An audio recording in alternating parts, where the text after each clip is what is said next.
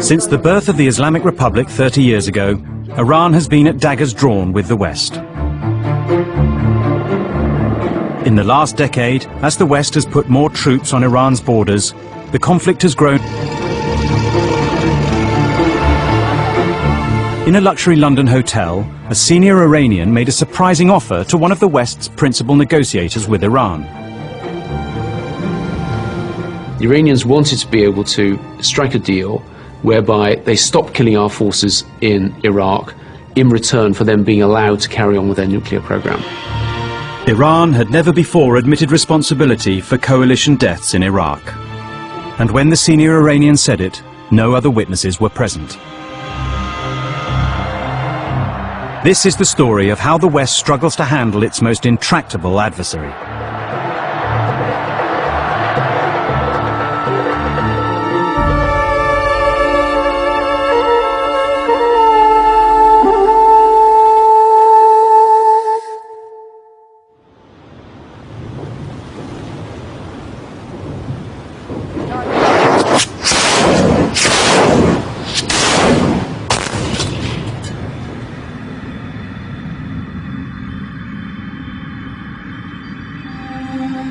The Panjshir Valley, Afghanistan. What happened here in 2001 created a rare opportunity for Iran and the West to come together.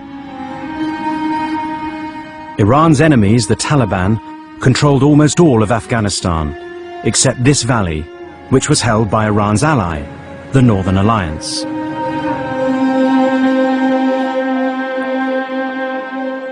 Its commander, Ahmad Shah Massoud, was the only Afghan the Taliban could not conquer. But now they had him trapped. Two North Africans with Belgian passports and a letter of introduction from an Islamic group in London persuaded Massoud to give them an interview. They began with some unexpected questions. Why are you against Osama bin Laden? Why do you call him a killer?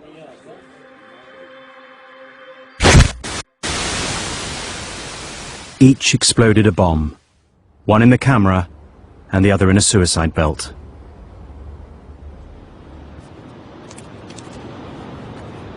Massoud was dead. شاید من اولین نفراتی بودم در دنیا که از موضوع مطلع می شدم.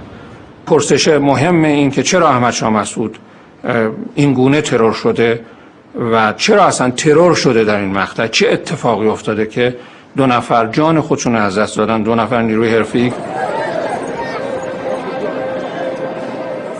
Iranian intelligence judged that only Al-Qaeda could have pulled off this complex hit. One obvious motive was to help their hosts, the Taliban. But it smelt of an international plot. فکر می‌کردیم که آنچه که اتفاق افتاده پایان یک ماجرا نیست، آغاز یک ماجراست. و فکر می‌کردیم که اتفاقات بیشتری در پیشه. Massoud's other ally also smelled a rat. Мы с президентом Бушем говорили, и я в разговоре с ним упомянул о том, что на днях был убит лидер Северного альянса в Афганистане Масуд. И я сказал тогда американскому коллеге, знаешь, меня это очень тревожит, такое чувство, что что-то должно произойти. Они явно к чему-то готовятся. The next day was the 11th of September 2001. یادم میاد که ساعت 4 بعد از ظهر به وقت ما بود. من بیرون بودم، به دفترم که آمدم به من گفتن که تلویزیونا رو نگاه بکن ببین چه حادثه‌ای رخ داده. به منم نگفتن چی.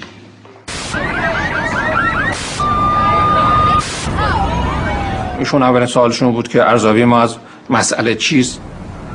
گفتیم این کار توسط القاعده انجام شده، اما اینکه چرا و چگونه سوال‌های پرسش‌های زیادی هم هست که نمیتونیم جواب اونها رو طبعاً زودیا پیدا کنیم در اون لحظه. گفتم ما باید موضع بگیریم. یک موضع انسانی در مقابل این عمل. دوم اظهار تأثیر از این که این همه انسان کشته شده. For the 20 years since the Islamic Revolution, Iranians had chanted "Death to America." The authorities ordered that stopped. Instead, Iran mourned the victims of 9/11.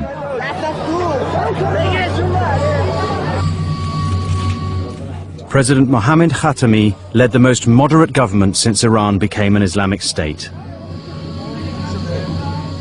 He had sought reconciliation with America, but his political opponents stopped him. With America poised to attack the Taliban, he had a chance to win the argument in the cabinet.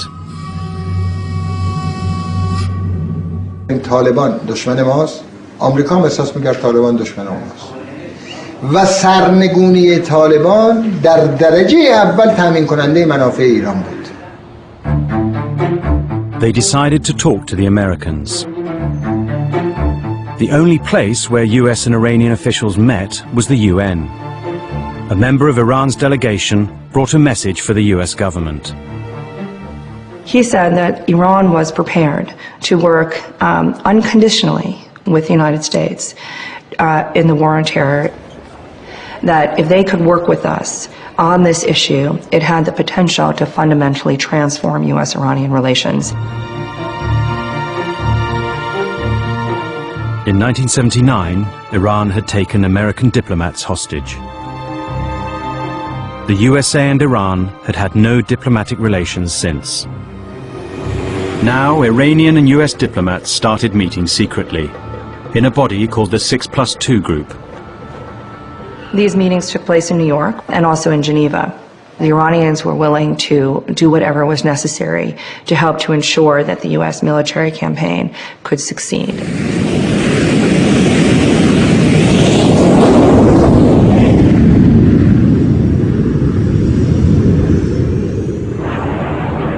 For almost a month, the US bombed the Taliban and Al-Qaeda heartlands south and east of Kabul.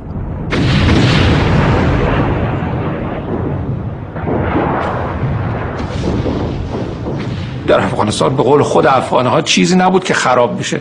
قبلا همه چیزش خراب شده بود. امریکایی‌ها حمله می‌کردن میگفتن حالا رفتن پناهگاهی رو پیدا کردن، مثلا در غارها حمله می‌کردن، یه بمب عجیب غریبی رو که میتونه یه کوه رو منهدم کنه شلیک می‌کردن، هیچ اتفاقی نمی‌افتاد.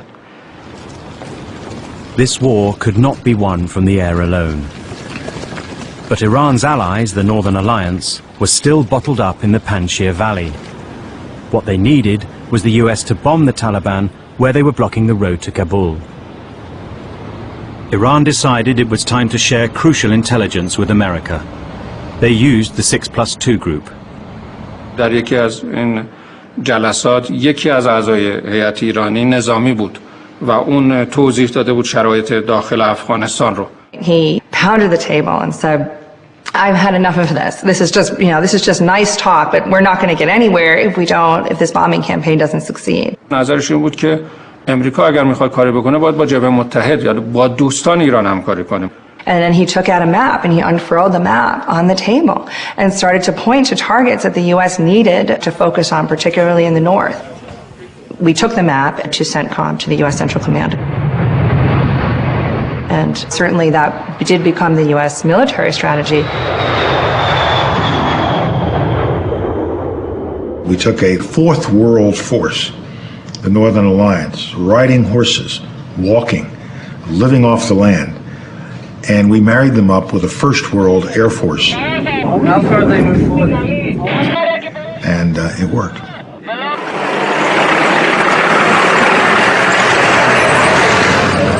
The Northern Alliance took Kabul. Iran's strategy had succeeded. Next, Iran helped America create a new government for Afghanistan.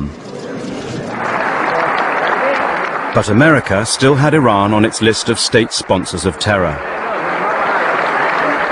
The State Department proposed to open the way to dialogue.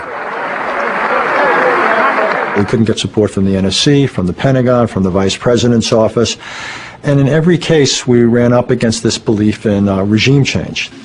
Iran aggressively pursues these weapons and exports terror, while an unelected few repress the Iranian people's hope for freedom. States like these and their terrorist allies constitute an axis of evil مسئله محور شرارت معین کردن ایران روابط ما رو به موقعیتی رساند که شاید بدتر از موقعیتی بود که در آغاز انقلاب و اوج دشمنی‌های ایران و آمریکا وجود داشت. 9 months later, the US and Britain proposed a UN resolution that could authorize war against Iraq. The British Foreign Secretary, Jack Straw, toured the Middle East to seek support. Iran was a big cheese in the region, and it was important for me to see the Iranians, to get them on board for what we were seeking to do with Saddam, which was to get rid of him. We cannot ignore the threat posed by Saddam Hussein to this region, to countries like Iran and Kuwait, to the Iraqi people themselves, and to the security of the region and the world. قبل از اون احساس دشمنی با صدام نبود. صدام دشمن ما بود، بنابراین ما هم می‌خواستیم که صدام از بین بره. Saddam had invaded Iran 20 years earlier. Iran had lost hundreds of thousands of young men. President Khatami now made an unexpected offer. Iran would provide America with intelligence and advice to help get rid of Saddam Hussein. Been an international arrangement in respect of Afghanistan in which they had participated, and no one much noticed this, but it had worked pretty well. گفتم بیایم تجربه افغانستان رو در مورد عراق را تکرار بکنیم، منتها این دفعه 6 به علاوه 6 باشه. 6 همسایه عراق به علاوه 5 عضو دائم شورای امنیت که آمریکا هم جزو اوناست، به علاوه مصر. آینده عراق هم برای ایران بسیار مهم بود. در همین چارچوبی که ما به افغانستان نگاه می‌کردیم، به آینده عراق هم نگاه می‌کردیم. نیروهای زیادی در ایران بودن، شخصیت‌های برجسته‌ای که میتونستن رهبران آینده عراق باشن. آیا نمیشه به این ایران به عنوان نیرویی که میشود با اون مشکلات را حل کرد نگاه کنیم تا خود این را مشکل بدونیم؟ I said, this, because it wasn't directly in my gift, so I was cautious in response. I could see the point he was making. Allahu Akbar. Allahu Akbar.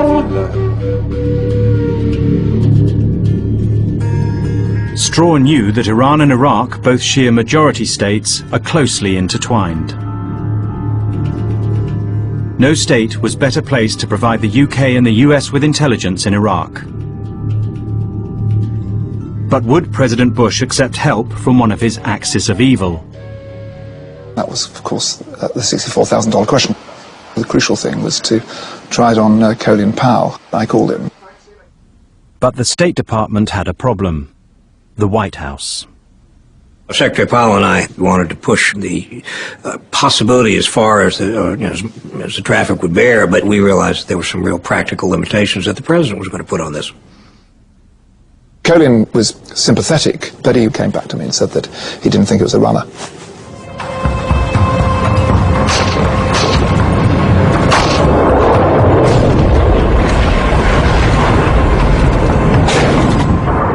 So as the American-led coalition crushed Saddam Hussein, Iran watched from the sidelines.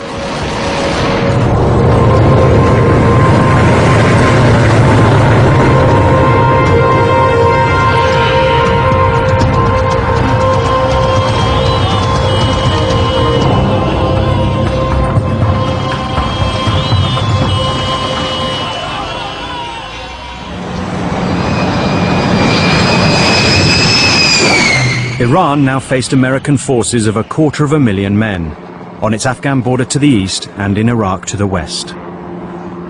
And a president who believed in preemptive war. Major combat operations in Iraq have ended. In the Battle of Iraq, the United States and our allies have prevailed. غروری که احساس میشد که ابرقدرت برتر دنیا هر کاری که میخواد میتونه انجام بده. The next day, an unprecedented proposal to mend Iran's shattered relationship with the West landed on a desk in the State Department. The Swiss ambassador, who represented US interests in Iran, had sent a fax.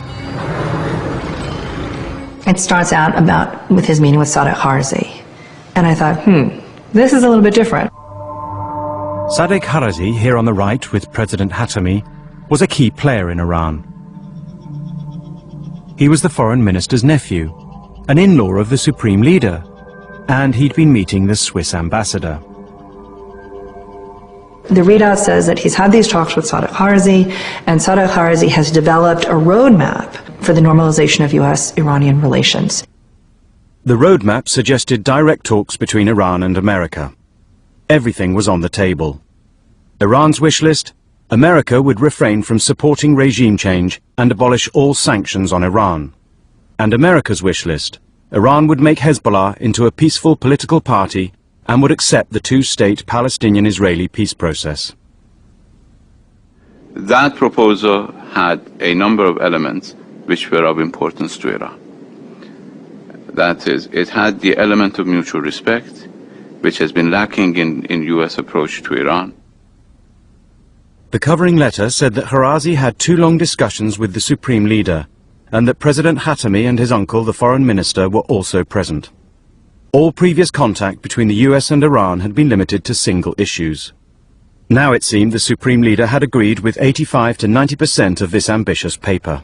I read it. I think it's incredibly significant and groundbreaking. And I write the memo for Secretary Powell that would be from my boss at the time, Richard Haass.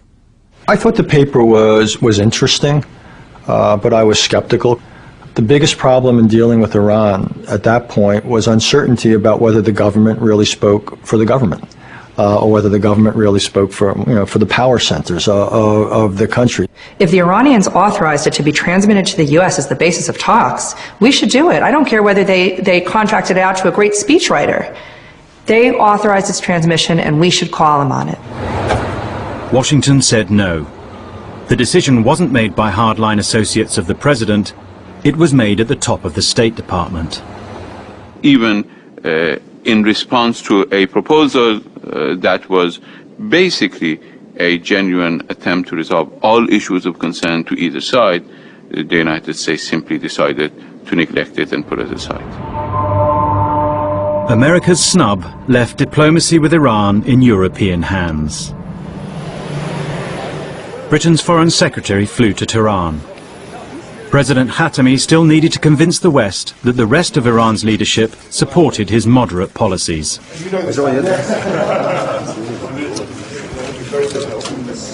I said to him that it didn't help that when they paraded their Shahab missiles on their National Military Day in Tehran, that the legend written on these missiles in English was "Death to the Americans." Khatami came straight back at me, smiled and said, "Yeah, but that's some relief to me, because they used to write "Death to Khatami." And it was a very poignant moment, really, bringing out, in a sense, his openness about the way in which he was continually being undermined by the conservative forces in Iran. Straw then said that the West was worried about Iran's investment in nuclear technology. گفتم دکترین ما اصلا بمب نیست، ما نه برنامه بمب سازی داریم نه سیاست ساختن بمب داریم. But Iran's military doesn't answer to the president alone. The supreme leader has the final say.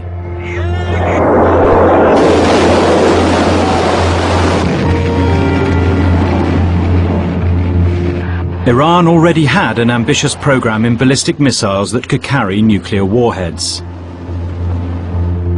And Iran was building its first civil nuclear power station. Earlier in the year, inspectors from the International Atomic Energy Agency, the IAEA, had confirmed the existence of this secret facility. Proof that Iran was also trying to master the secrets of enriching uranium, technology that can be used to make fuel or a bomb. Enrichment was the most difficult part of developing a nuclear weapon. It was maybe 2/3, maybe 3/4 of the challenge. It wasn't actually producing the bomb, it was producing the highly enriched uranium that had to go into the bomb. And so if the Iranians could master enrichment, they would be 3/4 of the way to producing a nuclear weapon. None of the leaders at that summer's G8 summit wanted Iran to become a nuclear power, but most were worried that the US might use force to stop them. The international community must come together to make it very clear to Iran that we will not tolerate the construction of a nuclear weapon.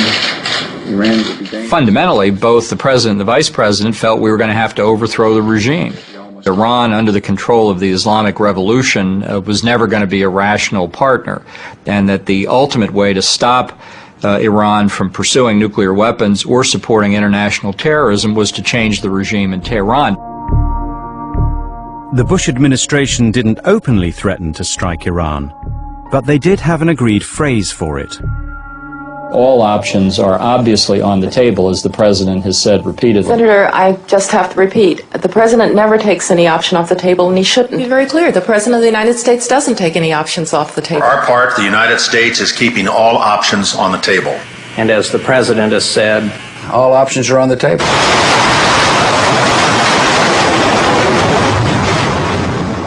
Die Erfahrung mit dem Krieg im Irak und die Sorge war groß, dass nach dem Irak sozusagen der Iran die nächste Stufe sein würde.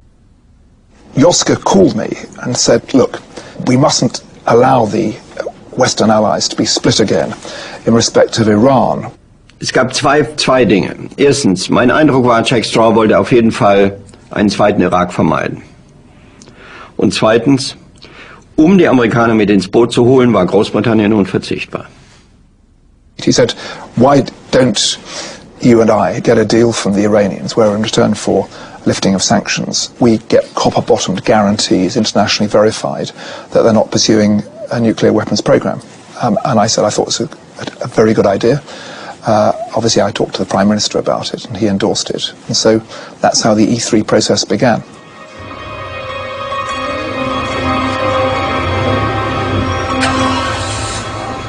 The E3, or EU3, the foreign ministers of the UK, France and Germany, had set themselves a difficult task. We went to Tehran to get them to agree to stop enrichment and everything to do with enrichment. They should stop it forever. So we wanted to get them into that by getting them to agree to a suspension, to a halt. My working assumption was that they would not have agreed to the meeting unless they had something to give us. Why would they? Dr. Hassan Rouhani, who led the Iranian delegation, was the national security advisor to the supreme leader.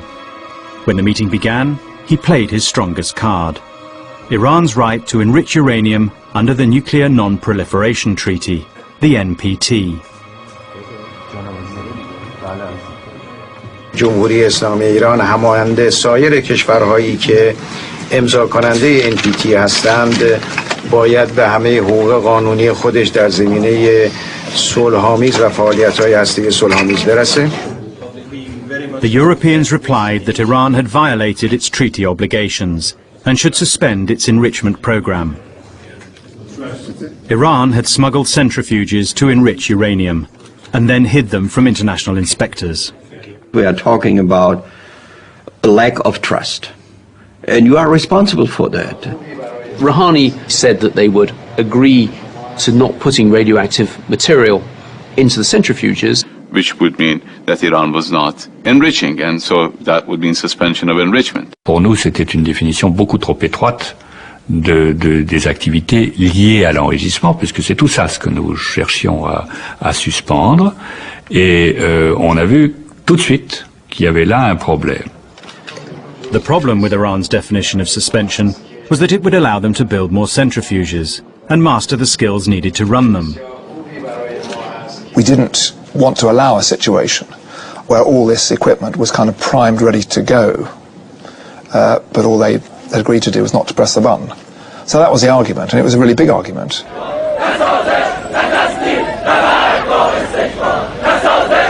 For 2 hours, the Iranians stood firm. Then Rouhani gambled that the Europeans would not want to go home empty-handed and would settle for Iran's narrow definition of suspension. Rouhani looked at his watch and said, oh, it's time for us to go and report to the president. And then something extraordinary happened, quite unscripted. And Yoshiko just banged the table and said, look, there's no point us going to see the president or talking to the press. We've not agreed anything. We would be fools. I mean, to sit there in a press conference, be polite, and nobody had an interest, to create bad feelings with our hosts. And Rouhani said, well, this is as much as we can agree to. And Yoshiko said, well, in that case, we might as well go and catch our planes. You could see these guys thinking, God, that wasn't in our script. There was almost a total failure and breakout. We decided, both sides I think decided to call a break and discuss it. The Iranian negotiator needed instructions from the supreme leader and the president. And Rouhani got out his mobile. اونها میگفتن که کلیه فعالیت هایی که به نحوی مرتبط هست به این مسئله باید تعلیق بشه. ما اینو قبول نداشتیم. خب مسئله مشکل شد. He was speaking very quietly, but it was clearly quite an intense conversation that Rouhani was having. It was quite extraordinary. So we were sort of hanging around. Rouhani's consultations with President Khatami lasted over an hour. They knew that if the Europeans went home now, President Bush might act. گفتم خب حالا که شما نمیتونیم به توافق برسیم این رو واگذار کنیم به تفسیری که آژانس از این مسئله میده. When Iran agreed that the International Atomic Energy Agency could set the terms of suspension, it seemed that they had caved in to Europe's demand.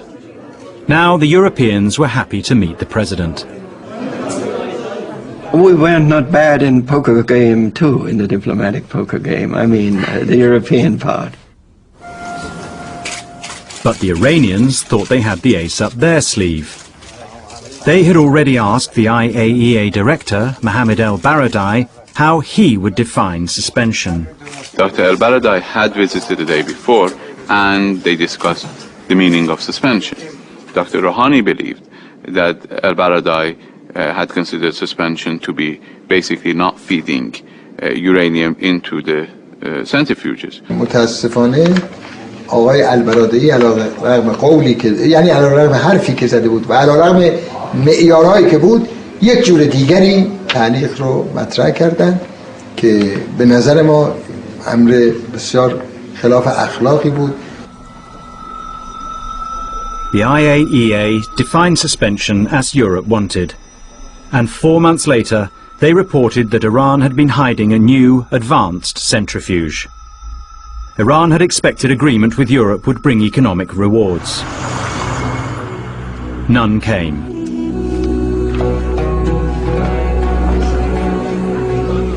Later that year, Iran went to the polls to elect a new parliament. The clerics and the supreme leader disqualified most of the candidates who favoured negotiations with the West. The new parliament was dominated by hardliners.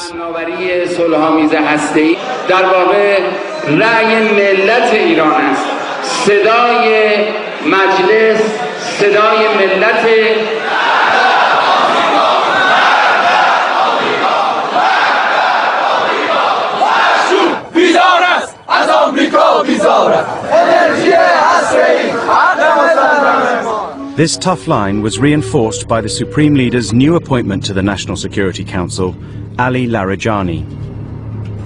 برداشت یه عده مثل ماها این بود که این در واقع نوید یه قالیچه‌ای داره میده که ما روش بشینیم که هیچ وقت قصد بافتنش وجود نداره و فقط از رنگارنگی این قالیچه و خوش رنگ و آب بودنش داره برای ما توصیف میکنن. خب البته نظرات دیگر این بود. Iran's negotiators needed to show they could win concrete rewards.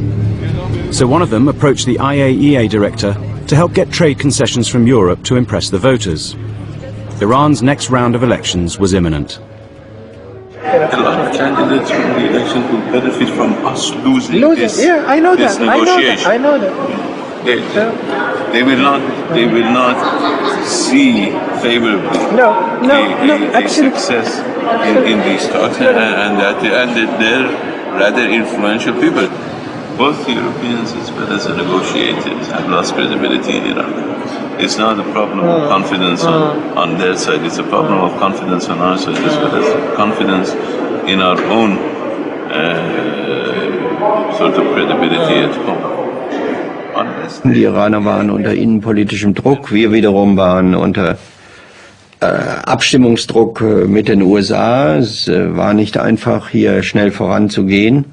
Wir konnten nichts anbieten, was am Ende keinen Bestand haben würde. At the 2004 UN General Assembly, Jack Straw set up a meeting with Iran's Foreign Minister, Kamal Karazi, to see if there was any way forward. But Straw was late for the meeting. There was a crisis. A British civilian, Ken Bigley, had been taken hostage in Iraq. Jack is he's having to phone the family of the hostage we have in Iraq. It's obviously extremely difficult for us. It's a huge. Yeah, there's no problem.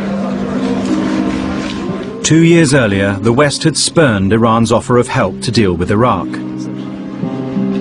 Now, Karazi couldn't resist pointing out how much that refusal was costing. It's obviously very dangerous environment. It is a dangerous environment. Sure. More dangerous. It was more safe when Saddam Hussein was involved. For whom was it more safe? Minister, was it more safe for the hundreds of thousands of people? No, even for British citizens. Iraqis weren't safe under Saddam Hussein. Iranians weren't safe under Saddam Hussein. How many Iranians were killed by Saddam Hussein? Yeah. And they were killed by arms supplied by European countries, Americans, and chemical weapons supplied to. They were not supplied by us. No. Let's see. Anyway. So how are you? I'm okay. Difficult times. How are you? Fine. A few minutes later, Straw showed up and broke the tension. But the two sides were no closer to breaking the impasse over Iran's nuclear enrichment. The Iranians wanted trade embargoes lifted. Europe couldn't deliver. Long-standing American sanctions punished anyone who traded with Iran.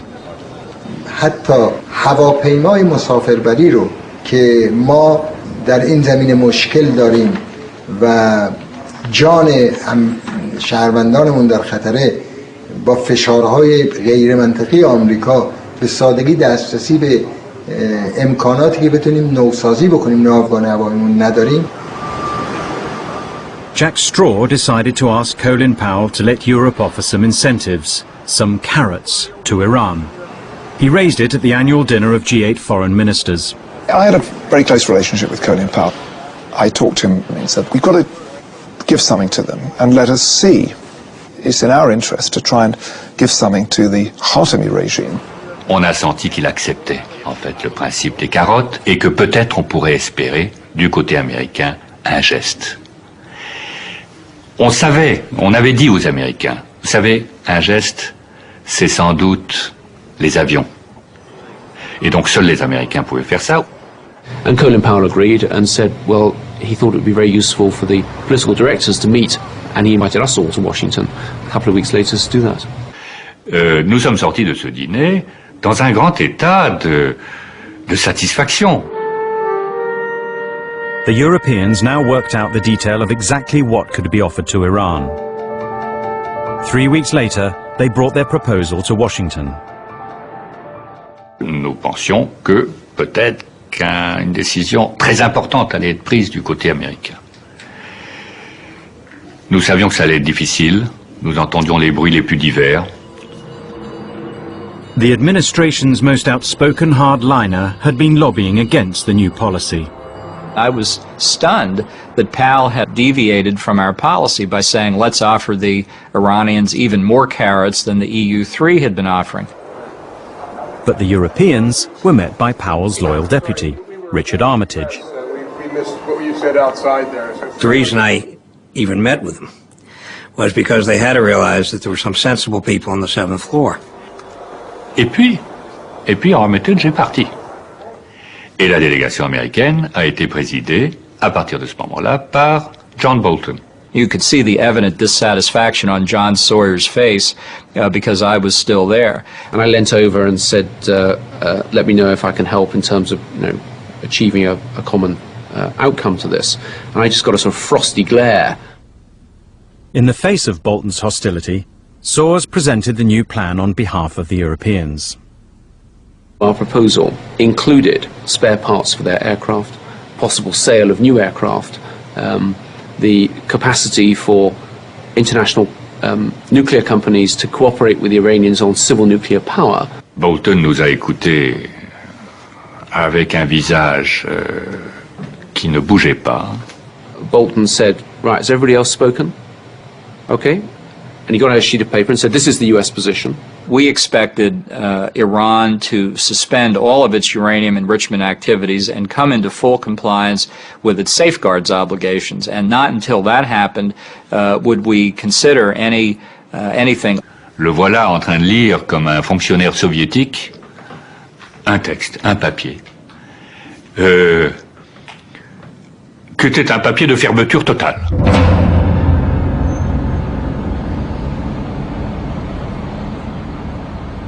Why had we travelled across the Atlantic and wasted 2 days of our time to go to Washington just to go to a meeting which was undermined by the hosts and the people who were organising it? Well, a lot of parts of U.S. policymaking doesn't make sense from the outside, but John Bolton was placed in the department by the Vice President of the United States, who had great faith in his ability. Unfortunately, when he's not on your side, and it's very difficult to fire him, you couldn't have a worse enemy. Soon afterwards, Secretary of State Colin Powell and his deputy Richard Armitage announced their resignations. The next talks between the EU3 and Iran were scheduled in Paris. Neither side had much to offer, but neither was willing to accept failure. So the Iranians agreed to a complete suspension for 3 months, while the Europeans would try to find ways to increase trade. We put it in the Paris Agreement that suspension is essential as long as negotiations proceed. And we use the word proceed to show that it's not simply the negotiations should go on, but in fact they should move forward. The deal was signed. I was on a busy commuter train to Oxfordshire on the Friday, looking forward to a bit of a rest because it had been a very busy period. And I get this call on the train, and it's Karazi who wants to talk to me. The Iranian foreign minister wanted to discuss the agreement just reached in Paris. There's no way I could take the call, as it were, with the audience of some scores of commuters. So I say, hang on, and I go to the lavatory and then find out what he wants.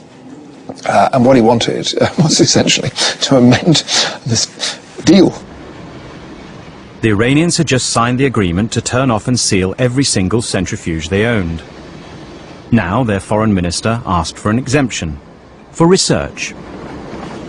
He said, well, you know, we did say none, but actually we mean 20.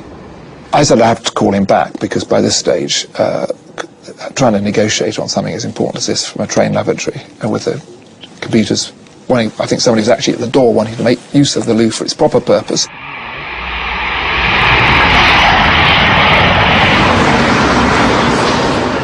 Jack phoned me to tell me what Karazi had said to him. And I said I thought that sounded extremely dangerous. I got together a couple of elderly gents who'd been involved back in the time when we were developing enrichment back in the 1950s and 60s.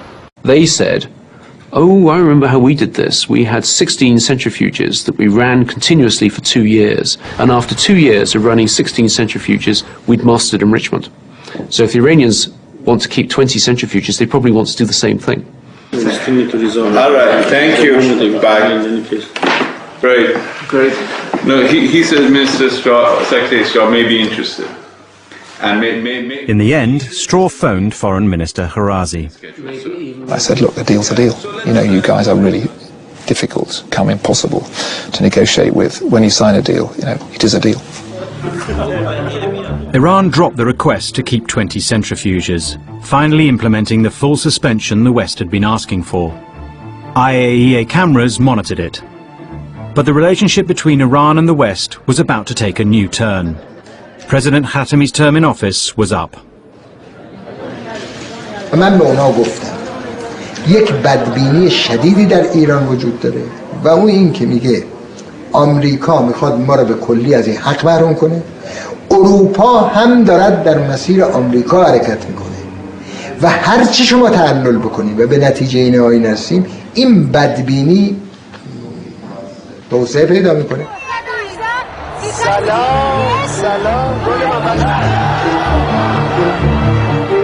Iran's voters elected a new president, Mahmoud Ahmadinejad, the pop star of Iranian politics.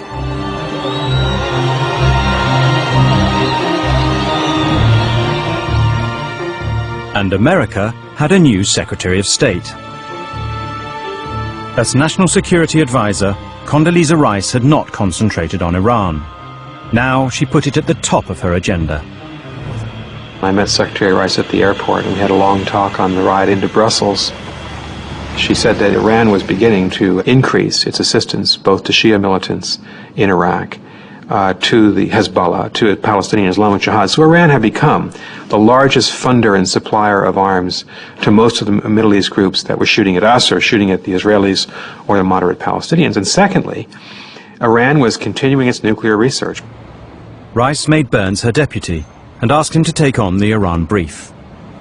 She wanted to know if the State Department was up to the job. I went back to Condi and reported that, Condi, we have half a person in the entire Department of State devoted to one of the most significant countries in the world, and she was appalled. Back here!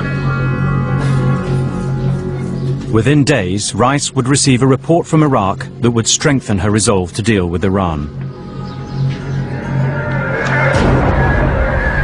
She had sent a trusted colleague to Iraq to find out what was going wrong.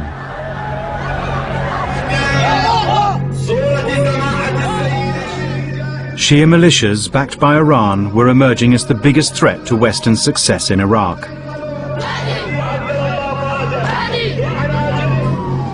Rice's advisor was briefed by US and UK intelligence that in the Shia south, more and more coalition soldiers were being killed by a new type of roadside mine. It could penetrate even armored vehicles.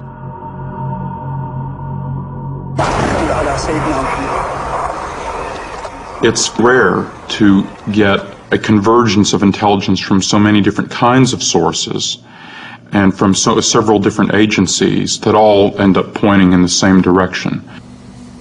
American and British intelligence concluded that these mines were factory-made in Iran.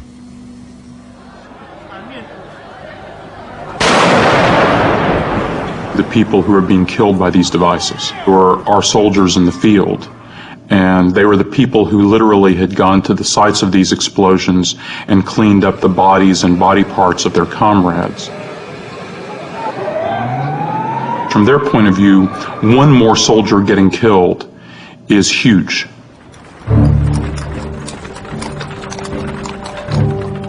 Secretary Rice's counselor reported back, Iraq remains a failed state and an open field for violent Iranian subversion. But by now, President Bush wasn't ready to strike at the sponsors of terrorism. Instead, he had the State Department send a secret warning to Iran. The continuation of this Iranian behavior would be regarded by us as enemy action. America's warning was delivered in the autumn of 2005. Iran's response came via Europe. There are various Iranians who would come to London and suggest we had tea in in some hotel or other. So they do the same in Paris, they do the same in Berlin, and then we compare notes among the three of us. The Iranians' tea time initiative was breathtakingly bold. The Iranians wanted to be able to strike a deal whereby they stopped killing our forces in Iraq in return for them being allowed to carry on with their nuclear program. We stop killing you in Iraq, stop undermining the political process there, you allow us to carry on with our nuclear program without let or hindrance. You said we can make life easier for you in Iraq if you give Iran's nuclear program a pass. What sort of deal were you offering? As you remember, many members of that meeting went public and denied that that statement had ever been made. But you're not denying it, are you? No. What I'm saying is that Iran can and has played an active role and supportive role both in Afghanistan and Iraq. And you're saying Iraq, here and it could play a more active role. You're saying it's realpolitik. From the Iranians' point of view, they wanted freedom on the nuclear dossier.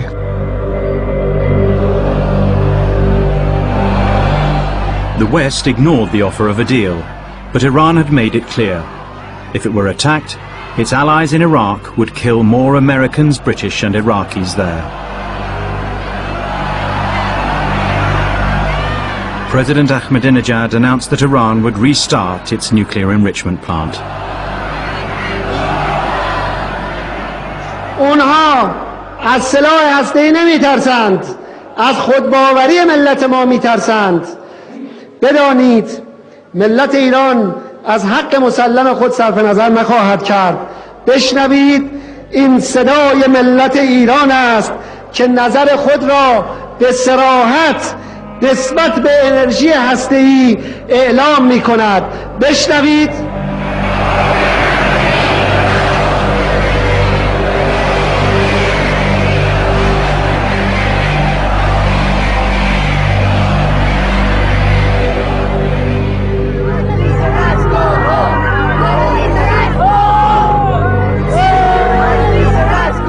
A few weeks later, Jack Straw played host to Condoleezza Rice in his constituency.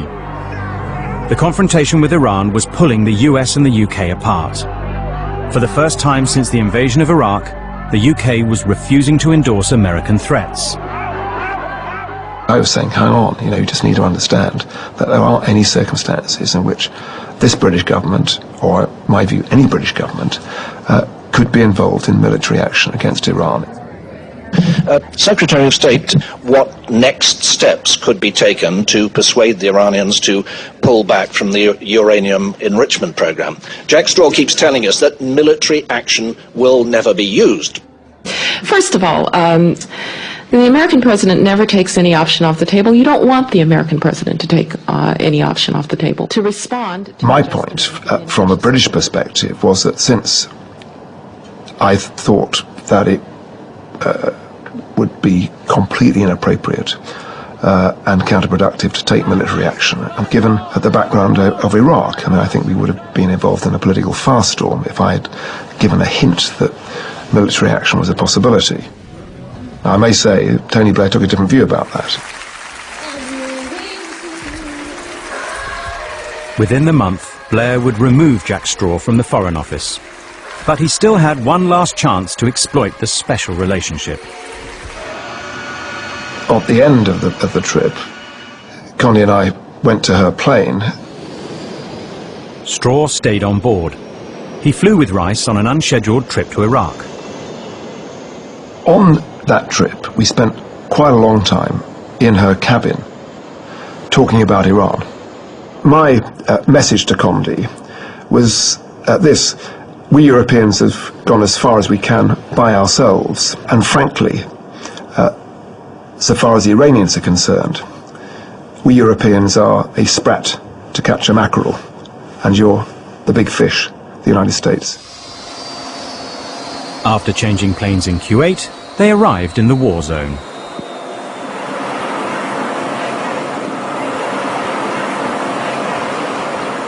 In the previous month, 1,000 Iraqis and 31 Americans had died there. Sunnis and Shias were killing each other across the length and breadth of the country. The government of Iraq couldn't come together around a new prime minister, in part because Iran was deeply involved. We wanted to counter the Iranian pressure. All this was going on at the same time that journalists in the United States were writing that we were getting ready for war with Iran. It was clear to me that she was anxious to find a way through this, and that she would, if she could, seek to get other principals than the president on board for direct involvement in talks with the Iranians. Rice was about to attempt her most audacious move as Secretary of State. It was the Easter holidays. George and Laura Bush hosted an Easter egg hunt at the White House. But Condi Rice stayed home. She asked her staff to give her a series of calendars for April and May and June, July. And she began to sketch out a diplomatic strategy that would get us to negotiations with the Iranians. She took that and had breakfast the next morning with President Bush and received the president's permission to go ahead. یه عصری بود سفارت سوئیس این طرح رو آورد به ما داد. البته قبلش ما گفته بودن ایشون یه کار خیلی مهمی میخواد انجام بده. The Secretary of State would make an announcement later that day. Iran's negotiator was given the text. We are agreed with our European partners on the essential elements of a package containing both benefits if Iran makes the right choice and costs if it does not. همون موقعی طرح ما رسید ما جلسه داشتیم طرح داشتیم میخوندیم این کشورهای مختلف رو بسیج کردن تماس بگیرید این شیوخ محله و اینا زنگ میزدن که این یک شانس بزرگه خواهش میکنیم زود رد نکنید. As soon as Iran fully and verifiably suspends its enrichment and reprocessing activities, the United States will come to the table with our EU colleagues and meet with Iran's representatives. For the first time in almost 3 decades, the US was offering to speak directly with Iran. Regime change was out. That policy had failed. We had tried advocated regime change. We had a very threatening posture towards Iran for a number of years. It didn't produce any movement whatsoever.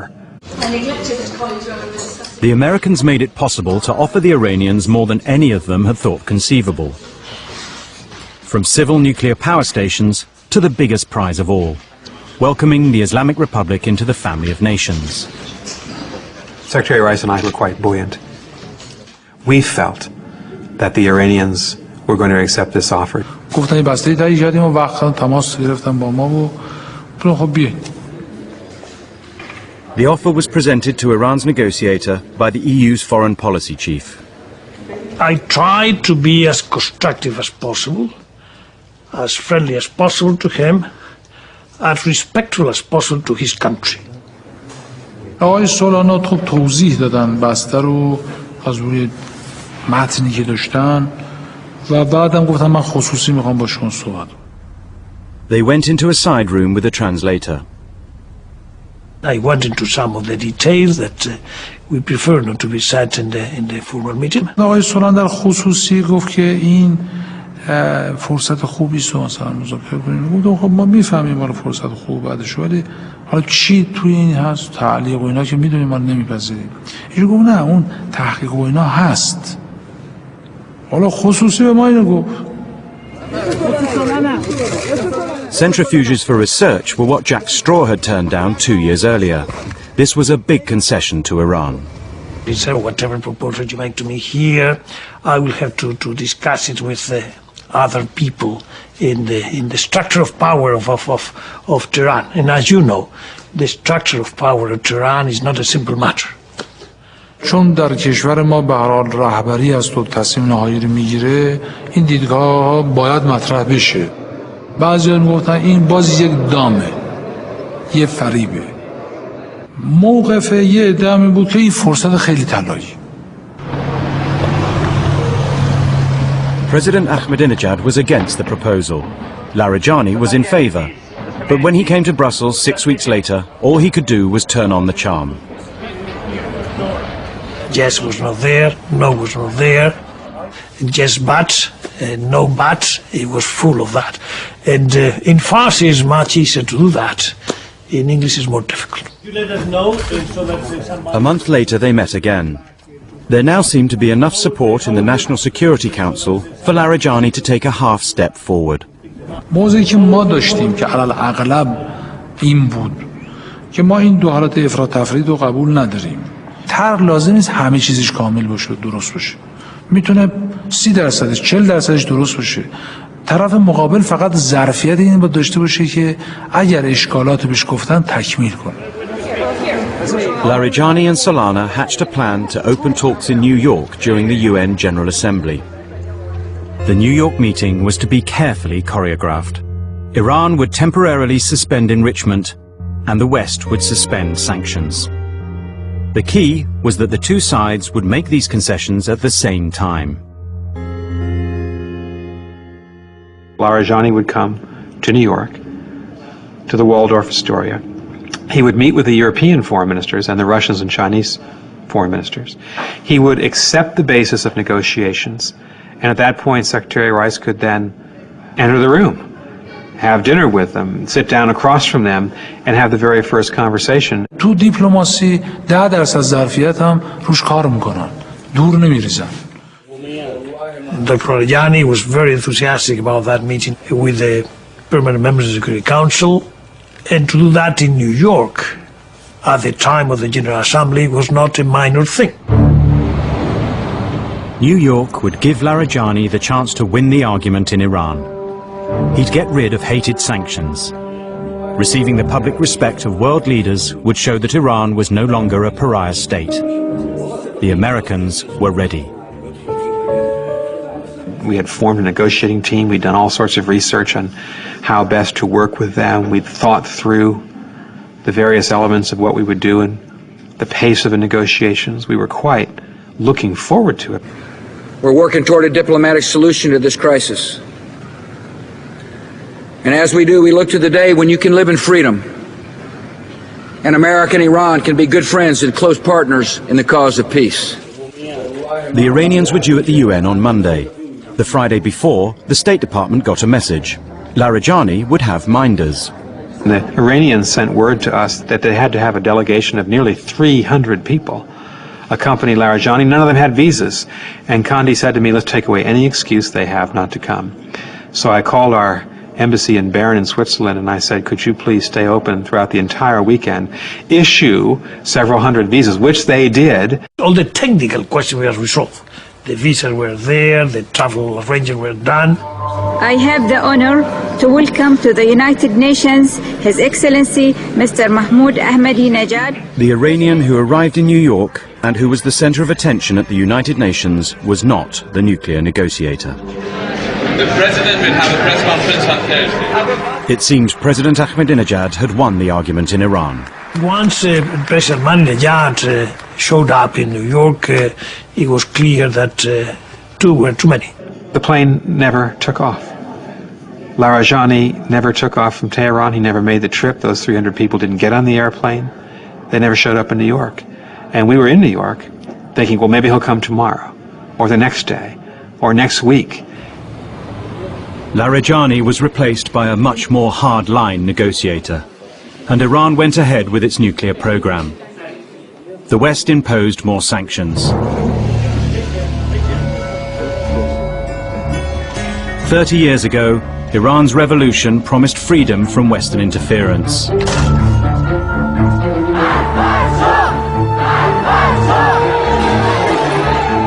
But the Islamic Republic ended up also rejecting liberalism and secularism, the principles that govern Western society.